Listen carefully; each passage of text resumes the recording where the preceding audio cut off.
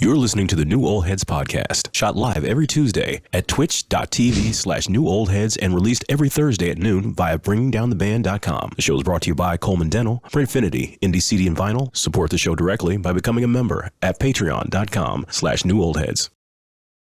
You are now tuned in to the New Old Heads podcast. I am Major 7. The brethren are in the building, starting off with my man, Jay Moore. How are you, sir? Doing well. Had a good weekend, tried to stay cool. Had some people wish me happy Father's Day, even though I don't have any kids, but I just accepted it. Okay. But like I said before, I fathered so many styles that, I just take that in kind. Shout out to ODB. Yeah, but for real, shout out to all the fathers out there who listen and enjoy the show. That's what's up. Indeed. My man, Lonegevity. Hey, buddy. Howdy. How's it going? Were you about to yawn? Am I boring you already? Yeah. It's crazy, isn't it? Usually you don't yawn or get bored by me until like about an hour in. Yeah. Then you start getting annoyed. That's a little early. I'm scared. How are you, my friend? Yeah, doing all right. Out of nap or nothing. I see you with the t-shirt. That's fire. Yeah.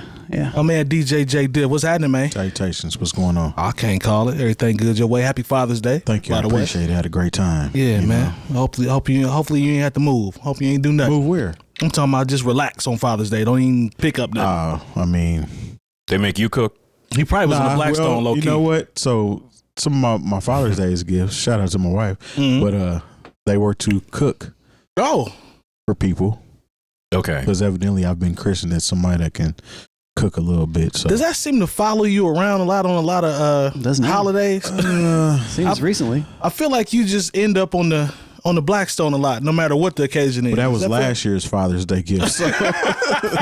So wait a minute. You know how everybody seems like, hey, let's take mom somewhere nice. Yeah. But dad is like, hey, what you gonna cook? Let's get him something that everybody can do that helps everybody out. It'd be nice. I like my little accessories and stuff too, but it's more so to benefit everybody else. Right. At the end of the day, because a lot of times when you cook, if you didn't cook a whole lot of food and everybody's enjoying it, by the time you get to eat, if somebody didn't put you up a plate, it's slim pickings. Wow. After you didn't put in work. A real one though will say, I got you. Don't even worry about it. I'm going to set you a plate to the side. I know you're working hard. Yeah. A real one going to set you a plate to the side. And stack it up too. Make sure you're good. So, man, we need to start doing better just overall in how we celebrate Father's Day in this country. True. I heard somewhere that like Father's Day is like this on the list of holidays. It's like number 17.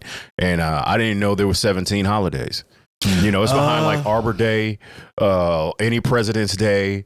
It's behind that. I think it even fell behind Juneteenth. Yeah. Well, I feel like it's coming up because I got multiple gifts. They are for cooking essentially. Yeah. But they aren't cheap gifts. So no. Because it used to be how Father's Day was just a cheap holiday. You might get some socks and some shoes. Some shoes. Some socks and some ties, things like that. Or like a macaroni art from your kid. Well, that macaroni art. That's cool. I just remember at one point, when I was working in radio, and I'd usually work on Sunday afternoons. So people would hit me up on Mother's Day, want to wish their mother a happy Mother's Day, and then on Father's Day, was fewer calls, but then you'd also get those calls would be like, I want to wish my mother a happy Father's Day because I'd be like, we're not doing this today. We're not doing this today. See, that's what irks me about Father's Day is the women that feel like they're men. Like that is a real thing. Granted, I can't make an excuse for men that aren't in the house or aren't parenting their kids, but a woman can't teach a man or a boy how to be a man. That's impossible. Now, he can go above and beyond for you on Mother's Day, but there's no such thing as a mother and a father.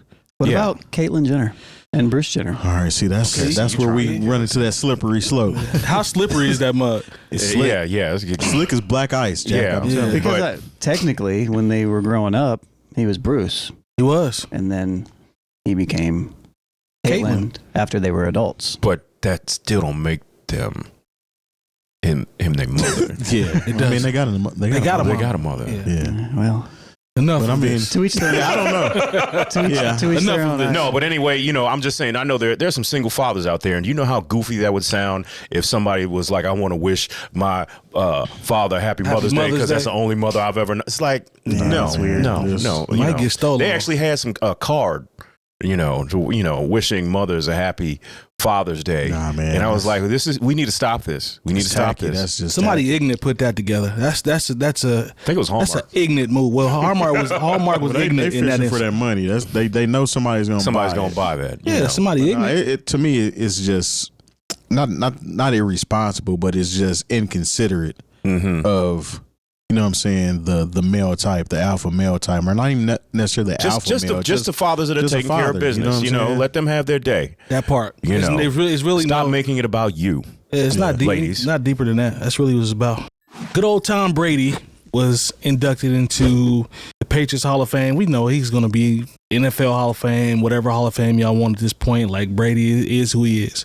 But a conversation came up. Now, we've talked about hip hop and its 50th anniversary and the performances and lack thereof and all that. And this seemed to resurface because people are having a fit. I know Lone hates people, but Twitter and the universe and whatever you want to call it is having fits that Jay-Z chose to go to the Patriots Stadium for this celebration for Brady and perform. And he didn't hit not one hip hop event. So, you mean perform at one hip hop event or celebrating the 50th anniversary? Okay. There was no. He was at one, wasn't he? I don't think he performed once. No. I don't think he performed once, to my knowledge. But I'm not. I just mean I thought I remember him being at one with Beyonce or something, but maybe he wasn't. I don't know. And then but isn't the person who brought this up Antonio Brown?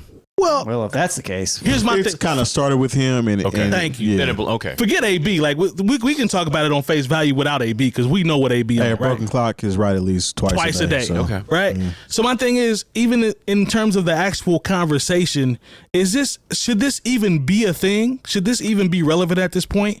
Jay can choose to do what he wants. We talked about this a while back. He has no quote unquote obligation, or does he? Because that's what continues to come up. You go rock with Brady, have a good time, Mr. Kraft. Everybody's celebrating. These people are ignoring you in the crowd. Nobody's really paying attention, which I don't agree with because Jay's too big of a star for that. But that's neither here nor there. It's not his crowd. Thank you. So the actual conversation, why does this continue to come up? Why do people still want to bring this up? I know Jay's a GOAT. Some people say the GOAT. So the responsibility that's tagged on him is going to be a little different. But at this point, I mean, is it just we just beat a dead horse at this point? Because people like to talk, man. Essentially, I mean, this is social media. But this is really called social media. So, but this didn't bother you when you saw him performing at the Patriots, correct? No, that's what I'm going for. It didn't bother y'all. It didn't bother me, but in the same token, I can understand why it may have bothered some other people. Okay, that's fair. You got to realize Jay-Z is bigger than hip hop and rap at this point in time. He's one of those fortunate individuals or artists that transcended where he started at and now wears many hats. One of those being the director of NFL music. So I don't know what his exact title is with that. But he's definitely Super Bowl. He picks the Super Bowl halftime show, which means he's rubbing elbows with Brady and these team owners and things of that nature. And everybody likes to say he's getting it back. I'm absolutely positive that Tom Brady cut him a really nice check to open up because Tom Brady actually runs out of the tunnel to that song that Jay-Z performed. I think it was PS. Was he doing PSA? Yeah. That's been his theme song. Yeah, when Brady runs out of the tunnel, every time in wherever he plays, what's it called? Gillette Stadium. Yep. That's what plays. I didn't know that. Yeah, that's what plays whenever he runs out of the tunnel. So it was fitting to have Jay-Z there to perform the song. Right. Now, when they showed the crowd, I think that's more so of the thing that people were talking about. You went out there and performed for people that ain't going to appreciate who you are and what you do. Right. They were like deer in headlights. A couple people were feeling it. A majority of them weren't. But at the end of the day, I mean, when you're in these rooms with rich people and things that they do, they don't have the same reaction to things as us common people. The average concert goer or whatever. The people that Blue was looking down over the balcony at. You know what I'm saying? Cool. They don't have the same reaction as we would as hip hop fans because they are people that are privileged to be in the presence of these type of people at all times. Like they might appreciate it, but they're not going to act the same way. You know what I'm saying? So no, I agree with what you're saying. So Jay, I'll come to you and I'll ask you, maybe I'll pose it a different way. Is the obligation question / conversation tired at this point as it relates to, hip hop and the OGs and who's responsible for what? Yes. Okay. I knew you was going to tell me the truth. That's why I'm trying to ask. Man, how do we know what Jay-Z, was it Jay-Z even invited to anything during all this 50-year? Come on, sure man. He was. Come on, man. But he was invited. But, bro. we talked about this, during that 50-year situation, because if Jay-Z shows up, it becomes Jay-Z and everybody else is there. I think unless he was going to do his own concert, some sort of Rockefeller reunion or something that was based around specifically his era and Jay-Z and friends, I think it was actually kind of responsible for him not to just show up at stuff and yank all the air out of the room and then leave and people, it's kind of like if anniversary of Thriller and it was like the making of, it was a documentary, and that part where Michael Jackson did the moonwalk for the first time, that wasn't the end of the show. No, it wasn't. That was the middle of the show. And so when they taped it, they literally had to tell people to get back in their seats and calm down. We still got a show to do. And what's really crazy is they asked one of the guys who was at the show, they're like, who performed after that? He's like, I have no idea. It doesn't even matter. And so I think to a certain extent, look, Jay-Z is not obligated to do these things. And honestly, for some of these concerts and some of these reunions and stuff, I'm glad he wasn't there. Yeah. Because he would have sucked all the air out of the room.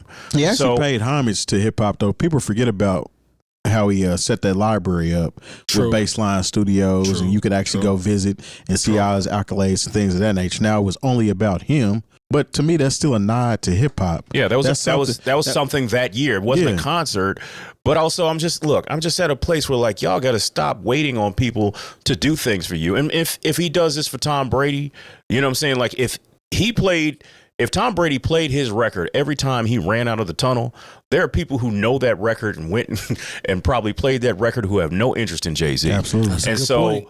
That's a good point.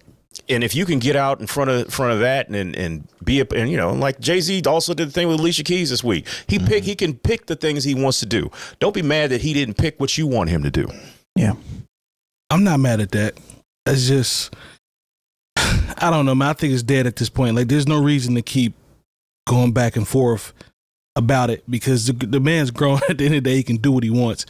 And I think it's just a hip hop specific thing where we get these requirements or what certain people should do. Maybe it happens in the other genres. I don't know. I don't know if it's really a hip hop music thing, though. I think people sometimes want hip hop is more than music sometimes. You know what I mean? And I feel like sometimes we want leaders of specific realm. I think across the board, we want people that have voice and have power that are maybe somewhat a part of the community that we're a part of that is typically maybe a little bit more marginalized or maybe doesn't have as loud of a voice to maybe speak up a little bit more to help certain things out. So I think it's kind of normal. I don't think it comes from a bad place. I think it just comes from a like don't forget where you came from type of vibe maybe or something like that.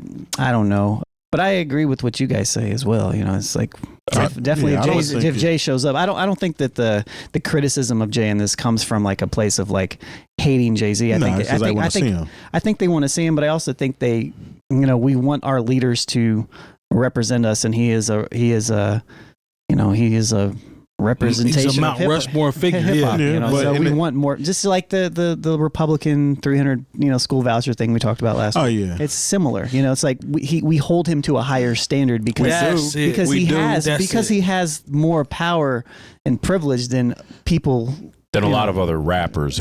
What I was going to say is they only say that to Jay-Z though. Jay-Z is not the top rapper or the only rapper at the top tier or could be on Mount Rushmore. They haven't said anything to Eminem. True. They haven't said anything to Snoop. They haven't said anything to 50 Cent. They haven't said anything to any of these other rappers that are at the top of the mountain, so to speak. Nas, exactly. They only go to Jay-Z, and it's almost like, I don't know, because of he's married to Beyonce maybe? I don't know. I think that it's because he's also somebody that who he represents now. He's like this wealthy icon status person for almost wealth as well. It's not just about just being top of your game in music. I think it's also because he's like a representation of capitalism almost. I think a lot of this is deep. I think it's deeper than the music in that aspect. Eminem stays out of those conversations for the most part. Nas is not on that level of, icon's not the right word. It's what's the billionaire status, whatever you would want to call that, like mogul. Like Jay-Z is different in those aspects. And even though Nas and Eminem could be classified as, moguls in their own right, it's not associated with them like it is with Jay, to your point. Like when you see Jay is a brand, he's business, he's all that. That's all the more reason why you shouldn't expect to see him at these events, though. But like it might be a one of that may include Jay-Z, but I don't see Jay-Z touring with a bunch of other rap artists from state to state, city to city, night. You know what I'm saying? I just don't see that happening. I guess that's all I'm saying is like that's why I think people hold him to a higher stature than these. Even the artists that you mentioned is because he represents something different, and he's in these different rooms. It feels like he has access to potentially do things, and people want those people to step up and do things. And so I think that's probably where a lot of it comes from, is all I'm saying. It's probably the majority of it is rooted in that. Look, let's just keep it real. There are some people who feel like, they're going to be like, as soon as them white folks call, you're at their beck and call. That's exactly what this is. Yeah. So that's how they feel. That's exactly how you can feel. But he has a relationship with Robert Kraft, and we're talking about like, some of the reforms they're talking about as far as prison and criminal justice. I know that Robert Kraft is in those rooms, along with Meek Mill. It's a weird combination of people, but if that's what works, there's a lot. If that's going to, get some work done, then that's going to get some work done. Like you said, Jay-Z is tied in very heavy to the NFL. Mm-hmm. Like he, the last 3 Super Bowls, at least, we start off with Dr. Dre, then we see, Rihanna, then or Eminem. I might be in the wrong order. And then we see Usher, Yeah, that's him. He's responsible for all of those. That's Jay-Z. That's him. For bringing that part of the culture to the forefront. So, I mean, who does he have relationships with? Just be honest. Like, there are less and less people who are tied into certain things that Jay-Z might see and talk to on a regular basis. Mm-hmm. Not that he'll be at the owners' meeting, but like he might be courtside with Robert Kraft and Tom Brady before he's right there with, whoever did the concert at Yankee Stadium. It bothers a lot of people that Jay-Z, at the end of the day, he did this for these white folks, and did he show up for us? But he shows up for us in different ways. Because let's just be honest, like the Super Bowl would be up with people and present, and the Muppets sing the hits. If it was Aerosmith might have played the last 3 times. Yeah, So I don't know. Honestly, I don't know what I don't know what they're going to do for this year's Super Bowl. I'm pretty sure there's somebody in Jay-Z or who's like, hey, could you do something for everybody else? Like, because people don't really enjoy the mass majority don't enjoy the halftime shows, but I mean. But this is also about partnerships with Apple. Before Absolutely. It was about Pepsi. I mean, it's about business. It's so, about money, and I think that's again. I think a lot of people's sentiments, and maybe not even necessarily mine, but definitely mine, is like with power comes responsibility. Yeah, and I think he has a certain level of responsibility, and I think it comes with it, and I think the criticism is valid in general. Mm-hmm. To be able to criticize people like this, but at the same time, I also don't care. You know what I mean? Knew that was coming. Yeah. No, I mean, like if Jay-Z wants to perform with this or over here, I don't think it is a reflection of his love for hip hop or lack thereof or whatever, anything like that. Yeah. But I understand the criticism behind it, and I think when you have that much power, you need to be challenged on stuff. I don't know if this is particularly a thing, but or at least be mindful of the level of power that you have. Yeah. Or so would this be a consolation prize if Jay-Z, because I mean he does the Made in America thing every year, and was that in Philly? Yeah. So he does that. Let's say Jay-Z didn't necessarily perform at something, but put together like a festival or somewhere he picks out the artists that comes out and perform. Is that good enough kudos for people, or does Jay-Z have to be hands-on involved with It's never going to be good enough for people. I think that's the part. Sure, it's always going to be something. It never will, but I think at the same time, I think it just depends on what it is. It depends on what his like. Is he out to genuinely boost, the culture that he's a part of and all that stuff, or is he out there to boost Jay-Z? Or is he out there trying to help his wife put on this next tour for the Black Rodeo? Yeah, I think might be doing that. I think multiple things are true here. So, but I also think that I think the criticism is okay. Yeah. And I think when you have that much power, you have that much wealth. I think that comes with it. Kanye, they didn't ask Kanye to do it. Well, yeah. Well, then, but I remember feeling some type of way when everybody was remixing the Black album, and it was it was a whole bunch of great stuff, and I just remember shout out to Black Spade. I remember we were having this conversation during this era, and he was like, all the remixes that came out, and he gonna jump on with Linkin Park. Yeah, like I remember him, and then when he brought up, I felt some because I really don't care for that project. Never have. I mean, I understand why it works, but I was just like, nah, this ain't it. Yeah, I mean, it's. But it was a business move. Yeah, it's a business move, and it's It got Jay-Z on a lot of alternative stations. It definitely did. Doesn't he have a song called Black Republican or something like that? Or that's him. That's on Nas's record, but yeah, he does. He's featured on it.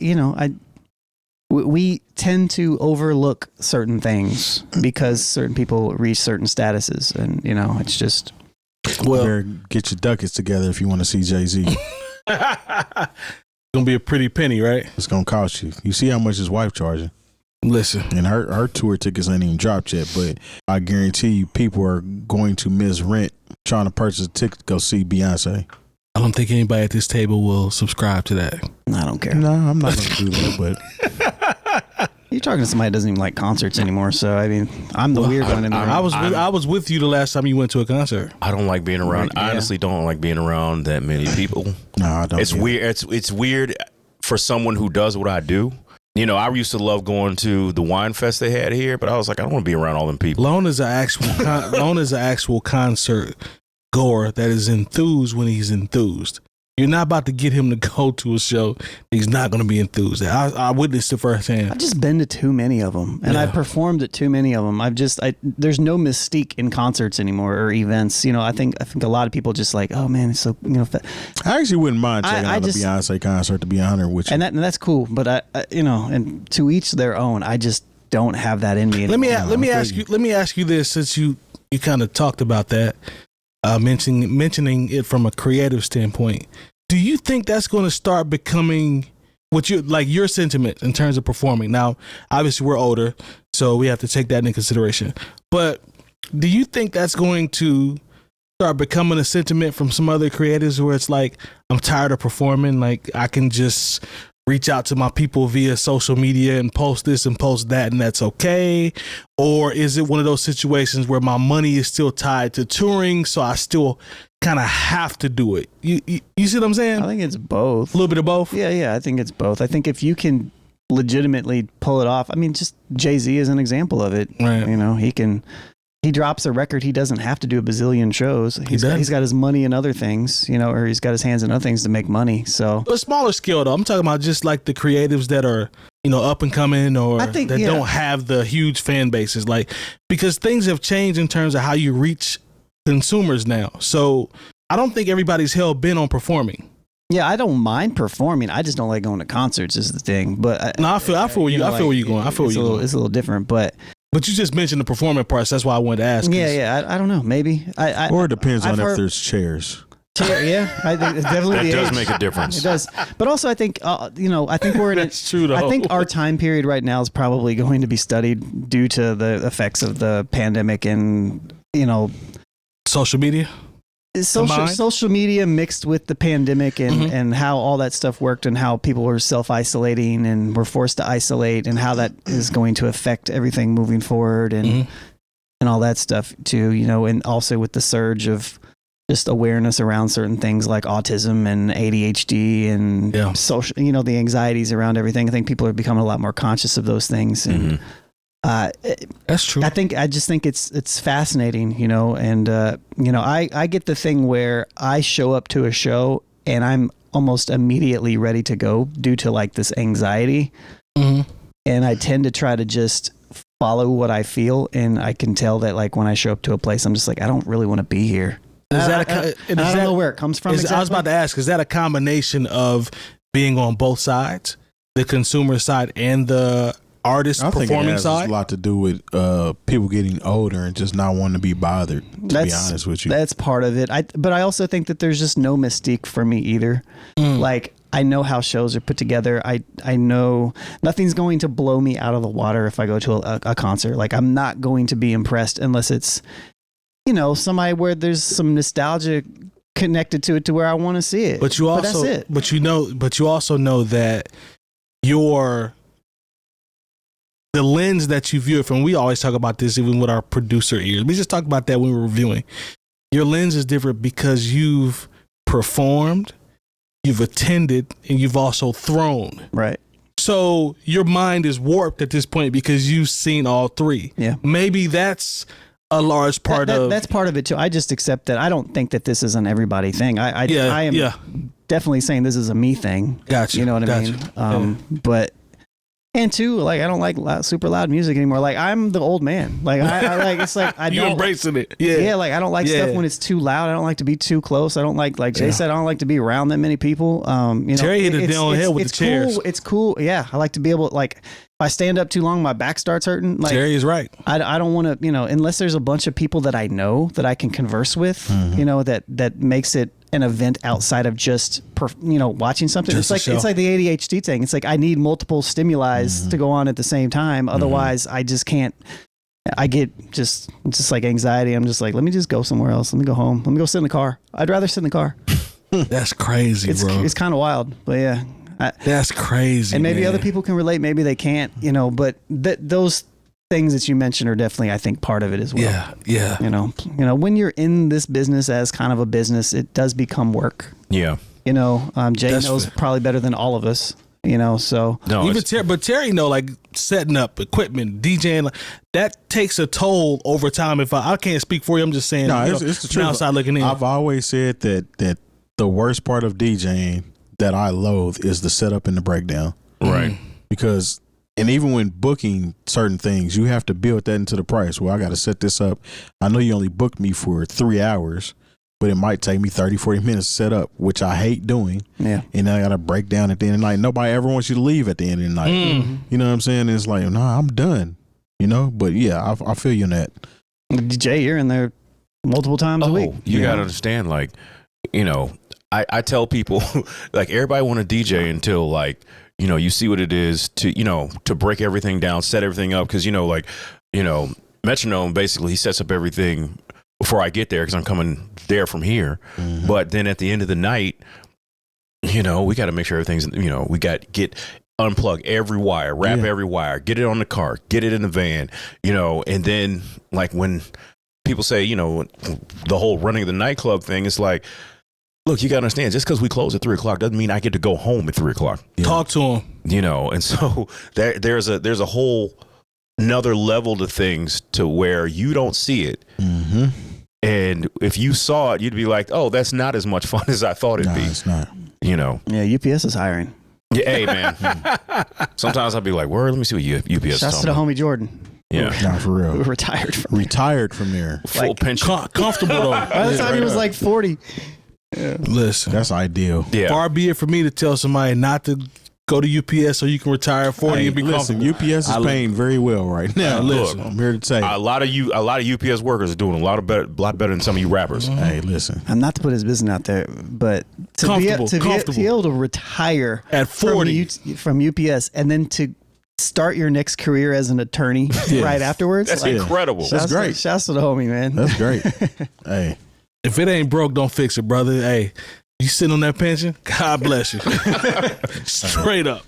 Thanks to our partners. Dr. Coleman of Coleman Dental is our go-to dentist. He's a longtime Indianapolis arts and music supporter located right in Broad Ripple. Printfinity is a screen printing shop based in Indianapolis, owned and operated by our own DJ Jay Diff. Our good friends at Indie CD and Vinyl operate one of the best record stores in North America. Shop new and used in their site or visit them in person. And the best way to support the New Old Heads is to visit our Patreon and become a member for as little as $3 a month. All details on newoldheads.com.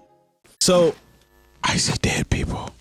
Our buddy Pete Rock shared this video, so let me preface this. It's not one of those. All right, so I'm just gonna get this out here. It's not one of those. It's Terry, not a 5G video. Y'all know what I mean. This ain't got nothing to do with none of that, It's right? not a 10 head or a 10 hat. It's not a story. 6-eyed frog. None of that. This ain't that. All right. Frog's gay. This ain't normal Pete. Okay. It's just a video that. That's messed up. I mean, he's got a bad track record. I'm sorry. He does. He's still a legend, though. There's a video that he posted. It looks like some type of lecture or class or KRS One was giving a presentation. I'm not sure if it's at a school or whatever, but that's neither here nor there. But he's talking about people who downplay the Latino community and their role in the history of hip hop. Today, people want to downplay the Latino role in hip hop. Yeah. They are so stupid. Yeah. Really. Word. Hip hop would not have existed Without them. without specifically Puerto Rican. Word. Specific. Cubans were here, Haitians were here, Dominican Republic was here. South Americans. All of South America been in the Bronx, okay? But Puerto Ricans in particular sided with the black folk here, and the Jamaicans were coming in as well. And this group of Puerto Ricans, Jamaicans, and American blacks made hip hop. Not American blacks, not Puerto Rican, not Jamaican. All of them made the culture.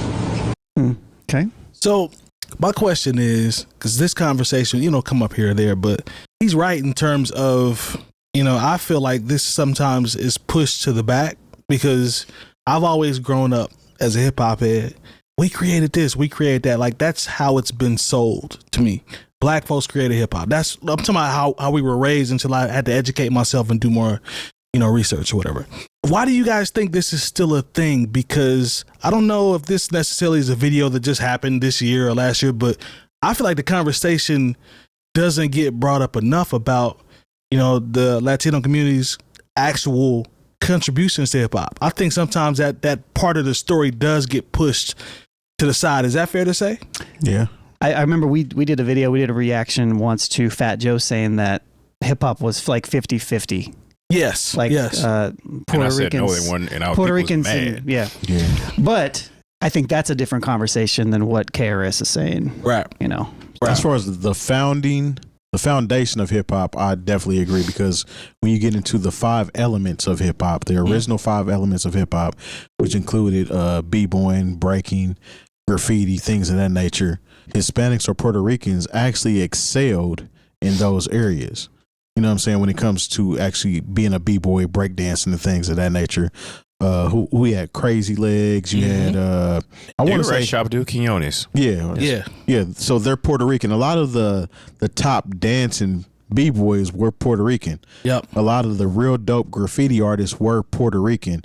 Now I kind of feel like there was a fork in the road where those elements kind of fell to the back burner. Even the MC wasn't in the forefront at first. It was more so the DJ. Right. Mm-hmm. And then the MC. And then it came to a point where the MC is who we talked about at all times. And 9 times out of 10, that MC was black. But, I mean, there were Puerto Rican rappers as well. I mean, Fat Joe, we just watched a video about him. Fat Joe, Big Pun, Yep. Booyah Tribe, but they weren't Puerto Rican. No, they were Samoan. Samoan, right? Yep. So, I mean, I feel like the culture has been a melting pot, but certain people took prominent roles and others kind of diminished. And that's why, unless you actually know the history of hip hop, you'll see it as just a black thing, where at the very beginning, it actually included, you know what I'm saying, Jamaicans, Puerto Ricans, things of that nature. And I mean, it still does, because we still have Jamaican and black, so to speak, Jamaican American rappers. True. A lot of them don't tell you exactly what they are, but I mean, that's their nationality. Well, That's real. first of all, let me say something. I think that gets lost in all this is one of the worst things they've ever done to marginalize people, specifically marginalized people of color in this country, is giving them flags. Mm-hmm. So, because then we start separating ourselves in a way that is unnecessary, divisive to a point where it becomes violent and unnecessary for us to be even having beef about certain things. I also have my viewpoint to where hip hop is, to me, the culmination of a lot of Black American, specifically, foundational Black American culture, to where, what would the DJs be playing if they weren't playing soul and jazz and rock breaks, which is our culture. And funk. Good call. The rhythmic American poetry, if you will, even the gospel music, where you heard, there's this clip that goes around of this gospel group that's basically rhyming. We've all seen it, and where everybody trips because the dude looks like little baby grandfather. You know what I'm saying? So hip hop, honestly, is a culmination of. Do I think there are contributions by other people? Yes, but the reason those other people are here is in our next to the people, the Black American culture that they loved. And I have no problem. I'm not going to diminish anybody's contribution to the culture. But when you talk about the culture in its building blocks and what got it to the place it was, those building blocks are Black American culture. And I know a lot of people don't want to hear that. They say, oh, well, Jamaicans had big speakers and this, that, and the third. And then Puerto Ricans did this. I'm here for all of the contributions. But I'm talking about the building blocks of this thing that is hip hop is Black American culture. And it's funny, like we didn't really have these conversations until a few years ago.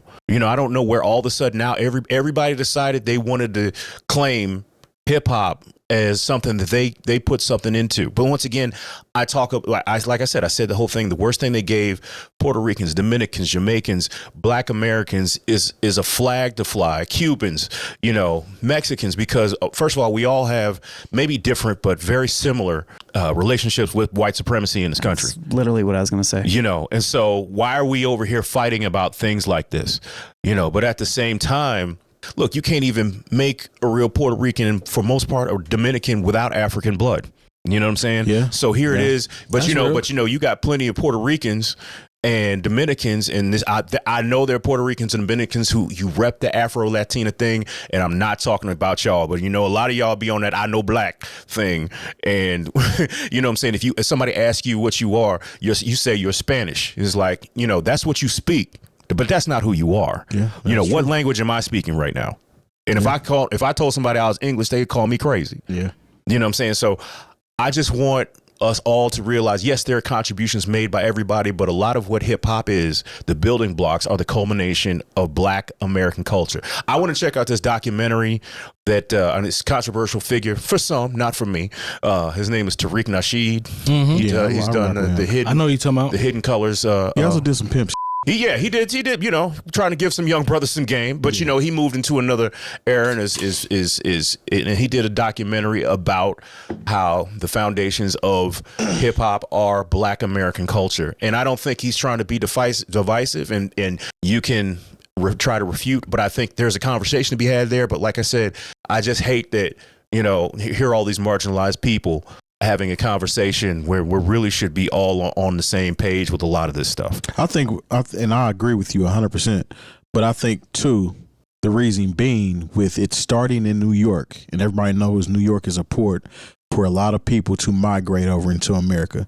So a lot of those hoods and barrios or whatever neighborhoods were full of different type of individuals from different types of hoods from different countries that eventually culminated in the same spot. We're talking about the sound of hip hop. Mm-hmm. I agree with you. It's 100% Black American culture. But when you talk about the actual elements and how it all formed, I got to give them kudos too, because without them, I'm here for the contribution. I said that. Yeah. Without them, those elements, the whole culmination of hip hop wouldn't be what it is. That's true. And I just feel like their particular contributions kind of took the back seat once the American music, the Black American music, took the forefront. So it's like you're not paying attention to all the other elements that were included. Now, granted, there were artists that contributed as well, but none of them were. We don't talk about those artists as like a Run DMC, you know what I'm saying? Houdini, those artists of that nature who were at that time pretty much the top artists. You don't really hear about a lot of top Jamaican artists or Puerto Rican artists because their contribution took the back seat. So I do agree with you as far as it being American culture, as far as the music is concerned, but it's just those other additional additives that gives them the credence to say that we helped create it too. No, I mean, like I said, I'm not downplaying the contribution, but it's like when you say like basically you made this. No, you can't say that. That's when I'm like, no. And because once again, yes, Kool Herc, Jamaican lineage, but he's living the life of a Black American here in absolutely in New York City. Just like Biggie, Biggie's mother is from Jamaica. Yeah, you know. I mean, it's called. There's a spot in New York called Jamaica, Queens. Yeah, where pretty much most of the people that live there are of Jamaican descent. Facts. So you know, but they're in America. You know, and a lot of times we don't even find out about people's. You know, if they, you know, I mean, the Fugees, you know, Wyclef always, you know, they give it away. His name is Wyclef Jean. You know what I'm saying? Like, it's a French influence. So you know, if you see a Black person, you gotta, you know, his name is Jean Baptiste. You know what I'm saying? You know, there's a Haitian influence going on there. You know, I just hate the fact that there are so many Black people that want to divorce themselves from American Blackness. I think that's what bothers me. It's like they want to, you know, but, you know, like I said, and they'll tell you they're Spanish. Or they, you know, that I won't say that about my Haitian brothers and sisters, because a Haitian, you'll never hear a Haitian person. You'll never say a Haitian person say, I'm French, because they know we look at them crazy. You know what I'm saying? But like when you know, like I said, that's what you speak. That's not who you are. You want to do all the fly shit that comes with having African blood, but then, like, you know, when they pull you to the side, you'd be like, no, you don't have to be with them. You know what I'm saying? You want to say like that's what, you know, that's what a lot of Dominicans and Puerto Ricans want to do. Some Mexicans too. Some of y'all 100%. Some of y'all get down like that. And you know, African blood is not, well, depending on who you ask. You know, I'm not going to get too deep into that. All y'all want to do the fly with the culture, but then when it's time to be down and we need some help and we need to be in a coalition, y'all are nowhere to be found. I know this week I'm getting a little deep on that, but I'm just saying, like, this is, but you know, when it's time to claim hip hop and being a part of something that is fly and it's the top culture in the world, now you want to be down. But then when it's time to actually do something, you know, as far as like making sure our neighborhoods are good and making sure that we protect each other, you know, we get to these prisons and we ain't got no friends in there who speak Spanish. So, I mean, like I said, that's a deeper conversation, but we can go deeper. Yeah. I mean, there's a lot going on with that. I want to hear what Long got to say. You know, talk about. I mean, you could say it's Black culture, but Black culture does not become what it is if it wasn't for the oppression of white people. So really, hip hop culture is white people's culture because it wouldn't exist without the commercialization and the, the oppression. Yeah, I heard somebody actually say, well, you know, the Italians were there too. You know, I mean, like, everybody wants a piece now, but I just remember when a lot of people, you know, and I can even say there are a lot of Black American people of a certain age, you know, they was like, no, get that out of here. Yeah. Get that out of here. But now that hip hop is what it is. Look, I went to the grocery store today, and on the end cap, Snoop Dogg has wine. That too. Yeah. But he has a line of dog care and like pillows and like dog sweaters. See. And that's so white people's contribution. White people's white people's contribution to hip hop is capitalism. Yes. Yeah, all right. Or oppression. Or oppression. Yeah, the oppression. Don't forget about oppression. What I would say is consumerism. So like, if you break it away, like the culture of hip hop. Yeah. And then the white people got involved, and they're like, well, let's make some money with this. Let's do this. Right, that's our contribution. Or let's just put people in a position. Actually, that was Sylvia Robinson's where they need to do something in order to feel like they're not failing themselves and their family to actually enjoy themselves. So I would say that was the white people's contribution to hip hop. Okay, well, yeah, fair enough. No, I don't want anyone to feel like, anyone who says that this is Black American culture, we trying to exclude y'all. We're not trying to diminish the contributions you've made. But like, it's almost like when, I believe it was Gil Scott-Heron who said, you know, why? Please don't say Gil Scott-Heron. No, come on now, don't be disrespectful. That's the white person who tried to commodify what he was saying. Thank you. The Karen person. No, he said, you know, why is the blues so at home here? It's because America provided the atmosphere. You know, so I mean, if they hadn't I was taken. joking, but I mean, it's actually real. No, I'm definitely no. I mean, a lot of people may not get what you were going at, but it's very real because like had they not taken the music programs out of schools, if getting rid of opportunities as far as trade schools and whatever, like honestly, it is a certain level of it was hip hop was created out of people being desperate. Exactly. Not having. That's what great art is created from. And talk to him long. So you have to, and you know what?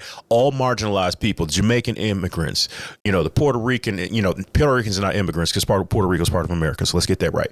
Dominican immigrants, Haitian immigrants. Yeah. Keywords now. One of the things. So once again, these marginalized people, all instead of being under the flag. Maybe under the flag of hip hop, they all want to put their individual flag and attach their contributions to it, which in a way I can understand. But I'm just saying that, like, here we are all in America under the same thumb of oppression, and we got the nerve to be holding up flags. Yeah. Yeah. Good points. Yeah. But it is Black American. But it is Black American culture. Let's be clear. Hip hop music didn't excel in those other countries like it did here either, and it probably never would. No. Because they didn't have all the elements. Have to form like Motown. It couldn't. I don't think it could exist. Nah. Outside of Nah. So if all of those people stayed where they were at, I feel like hip hop still would have been created. No, it definitely would have. Yeah. Because we still would have had the soul and funk and rock records to sample from or to do break beats from, and people would still been out there dancing. Like, once again, this is not about trying to separate marginalized, oppressed people, but I'm just saying this is Black American culture. Let's start from there, and then we can bring everybody's contribution to it. Once again, if everything was so fly where you was at, you wouldn't have been here. Sorry. I mean, he got a point. Why would you? If everything was so fly in Dominican Republic or Puerto Rico or Jamaica, you would not have come to the South Bronx in the 1970s. Because the weather there was a whole lot better than New York. Hey man, there's different levels of really bad American propaganda of the American dream not being real. But also, I mean, those places are also under the oppression of white supremacy in different ways. Good old Cardi B, and this is not music related. This has nothing to do with no album sales, nor putting out no record. This is more about real life. This is Cardi talking about the auto registering bill, 18 to 26-year-old men to the draft. We talked a little bit about this. So I just read an article saying that the House just passed a bill that they're going to automatically register men from 18 to 26 for war. Okay? And all I want to say is to America, good luck with that. These you little are TikTokers, baby. These motherfuckers ain't gonna fight no war. We gonna die. You gonna die. These new kids, you want to send these new kids to fight these wars? The TikTok hip shakers? Nah, like seriously, you're gonna draft these kids that be TikToking all day to fight them? What? Most likely what? Them Russians? Them motherfuckers that be fighting bears and shit? Go to school and whatever. I think that because they're trying to catch all the people who don't go to college, because college enrollment for young men is down. Mm-hmm. Okay. And like I said, we talked about this on the show a little bit. I think we went into some wild territory, but I won't go into what that was. We like wild territory. Yeah, we do. Because once again, all of us who went to college, even if you don't remember it, you signed up for selective service. You actually signed up for it before you went to college. Really, as soon as you turned 18 or got a driver's license, you received a card in the mail. Sure did. That you had to fill out and you had to send back in. Yep. Or I remember my mother making me fill out that card, and she doesn't even rock with the military like that. I don't think I. But she was like, "Oh, you did. You have to send this in because you can get in trouble if you don't." I don't remember this at all. Yeah. I remember they had commercials about signing up for selective service. Yeah, I remember that. You don't see. I don't remember the last time I saw one. But I do remember being a teenager, seeing the whole thing about selective service. Yeah. I honestly had no recollection or even at all until we talked about it on the show like a year ago or whatever. If you went to college and got any type of loan, you signed up for selective service, even if you don't remember. Didn't get a loan. Okay. Well, you might not have signed up. Might slip through the cracks. But I just know there were other things. I remember they said certain things you would not have access to if you didn't sign up for selective service. Yeah. But like she said, if if these kids are TikToking and shaking ass all day, like they're not going to anybody's college and worried about any loan. So they're talk to me, Lone. They're automatic. I think it's deeper than that, though. I think like the younger generation, for as much crap we give them, they're a lot more political savvy and aware than I think we give them credit for. A certain demographic of them. Yeah, certain demographic, but a lot of these kids, the TikToker kids and stuff like that, like they're way more aware of like the system of the United States than like what I ever was at this age.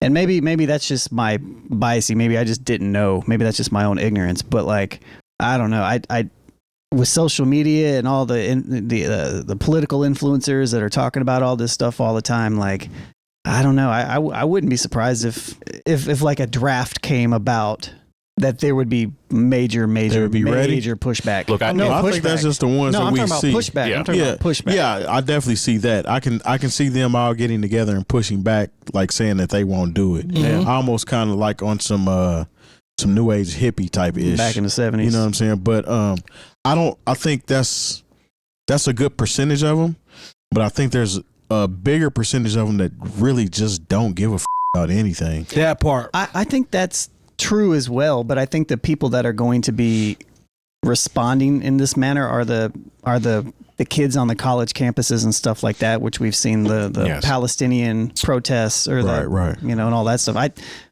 lot of these people are not going. Like, it's definitely hippie part 2. I don't even think it's hippie. I just think there are a lot of people. Hippies, that's a good comparison. But I think there are a lot of people. If your formative years came after 9/11, I think maybe you have a little bit more savvy and political awareness than someone who came of age in the era that I did. I think sometimes we like to talk about the TikTokers and the people with the weird jeans and the red tennis shoes, like. But that's not all of young people. There are some young people out here who are about that action. Very sharp. Very sharp. And I think that we can't dismiss them because we see. I mean, don't get me wrong. It's nothing against this. What's the kid's name? Kai Cenat. Mm-hmm. Like I don't think he cares nothing about this. Like, this is not his. That. But he's doing something else. And the people who show up on the show and learn dances and stuff like that's not. But there's a whole nother section of young people who are really intentionally aware that we don't. It's kind of like when we had the conversation about hip hop, to where I called it like an elementary school classroom, to where we spend so much time with the kid who won't be quiet, who stands on his desk and eats crayons, that we don't see the kid who's over here and is learning to multiply fractions on his own, because the teacher's time is taken up by, the kids who are on bull. Like, there's literally a kid who has a 16 pack of crayons and drew the Mona Lisa, and we don't see him because, like, there's somebody who's throwing up blue kid like, kid like Lone that's spraying glue on the floor in the back of the room. Yeah, that was definitely me. So I think sometimes I get it. It made on for the bottom good, of your chair. Man. It made for good content. I think it was very funny that Cardi B about the people climbing mountains to go to school. The Bears part was funny though. That part was funny. I want to, as somebody who's older, I want to give our young people a lot more credit for being aware. And once again, we're going to see this election cycle is going to be very interesting. And I think, and it really is, it's the difference is going to be young people and how they're energized and how they're engaged. Because honestly, I don't think either of these candidates have anything for them. And, whether they stay at home or they vote third party or just do something else, there's a long time between here and November. I think it's going to hinge on young people and awareness and how they get active. And I think we have, and again, I don't think this is a thing of the times. I based upon my life experience, I think this is the most educated younger group of people that I have encountered. And I'm even going back even to my own generation. And I agree. And I just, you can there's speak firsthand as an educator. Yeah, to a degree, but I just see it, The information is just so readily available to everybody that wants to participate. I mean, we literally had encyclopedias and dictionaries and things that we had to actually go grab a book Got one for look my this stuff graduation up. present. Yeah.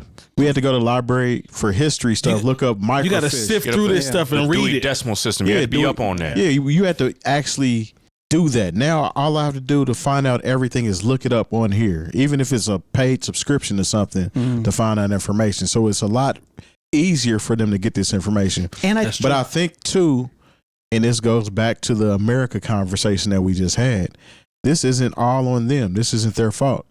Because the American educational system is failing a lot of these people as well. Right. True. So we can't put it all on the kids, but there are a lot of kids that are just in that pocket that just don't care. They don't even care about the ones that are smart and know exactly what they're doing because they're just that level of just nonchalant. Just, I'm going to do what I want to do. All I want to do is get out here, make money, have fun, have sex, and gone about my business. They ain't really tripping on nothing else except for that. Yeah. And I will say the younger generation is hyper online as well. Like their presence is online as opposed to present. You know, it's a little bit different, but yeah. No, this is gonna be an interesting cycle. So definitely a good convo there. Out to the youth. Y'all drop game on here for sure. There's still youth out there that can Utes. As you say, a ute? A ute. I did not say ute. No, but you know who did say ute? Joe Pesci said ute. Oh. Well, shout out to the ute. He said, what is a ute? Two youths. Whatever, man. You don't know that movie? You know me. I'm bad with movies, so. My cousin Vinny? My cousin Vinny? Yeah. Been a while. Yeah, clearly. Don't do that. Marissa Don't do Tomei? that. Yeah. I mean, come I on, caught man. a wire reference like y'all playing me at this point. Don't do Karate that. Kid. Yeah. All Ralph three of Macchio them. was in the movie. Yeah, all three of them. Yeah. I saw those. Yeah. Machio. Man, Randy Savage. NewOldHeads.com for all the education you need this year. If you see it, like it, subscribe, sign up for it. Don't forget our Patreon, and remember, 5 stars on all reviews. Tell people why you love us so much, because that only enhances everything that we do. Rest in peace to Jerry West, too. I forgot to say Oh, that. yeah. Legend, Rest in NBA peace legend. to Willie Mays actually just passed away this What? evening. What? Yes. Oh, no. Oh, that's crazy. No. That's crazy. Yeah, Willie Mays. And, Shout out to Willie Mays. And singer Angela Bofield. She also passed away. That was a few Oh, years ago. man. So, yeah. We losing some folks, man. These are icons, though, man. Jerry West, Willie Mays, that's top tier, elite, Absolutely. legendary status Yeah. are athletes, bro. Wow. I will say they lived a nice long life. I think Willie Mays might have been 92, 93. Yeah. So Jerry West was 86. Yeah. So salute to them, man. You're right, but I'm glad you mentioned Angela Bofield. yes. Rest in peace to all of them for sure. Definitely legends in their own right. We appreciate the support as always, and we'll see y'all next week. Peace. Yeah.